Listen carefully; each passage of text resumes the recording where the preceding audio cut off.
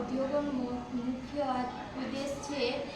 કોઈપણ દેશની આર્થિક સમૃદ્ધિમાં ઉદ્યોગોનું મહત્વનું સ્થાન છે. ઉદ્યોગોના વિકાસથી દેશની ઉત્પાદન ક્ષમતા વધે છે અને રોજગારી મળે છે. લોકોનું જીવન ધોરણ સુધરે છે.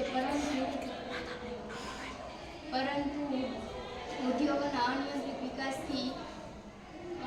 વિકાસથી પર્યાવરણ અને માનવ જીવન પર હાનિકારક અસર થાય છે.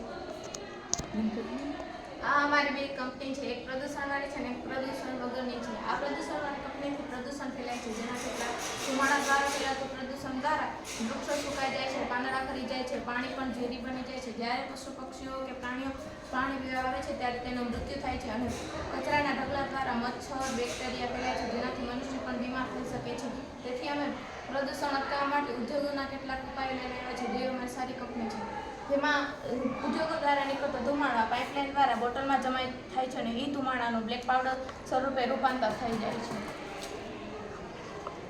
અને અમે વધુમાં વધુ વૃક્ષો રોપણ કર્યું છે, જેનાથી પર્યાવરણ સુરક્ષિત રહે અને અમારા પ્રાણીઓ ત્યાં સુરક્ષિત રીતે ઘાસચારોને ખાઈ શકે, જેનાથી પાણી પણ પ્રદૂષણવાળું થતું નથી.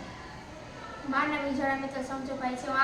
આ પ્રોજેક્ટ વિશે તફાવત આ પ્રદૂષણ ફેલાવે છે, જેમાંથી બેક્ટેરિયા અને રોગો ફેલાતી મનુષ્ય શરીરમાં હાનિકારક છે.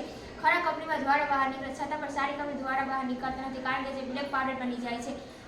ડસ્ટબિન હોવા છતાં પણ ડસ્ટબિનમાં કચરો નાખતા નથી. સારી કંપની ડસ્ટબિન છે, કચરો નાખી અવાજ પણ આવે છે. મારું નામ જાડેજા પાયલબા છે. આ ઉદ્યોગોના અતિશય વિકાસથી હવા, પાણી અને જમીનનું પ્રદૂષણ વધ્યું છે. કારખાનામાંથી નીકળતો ધુમાડો અને ઝેરી કચરો પર્યાવરણને નુકસાન પહોંચાડે છે અને જંગલોનો નાશ થાય છે.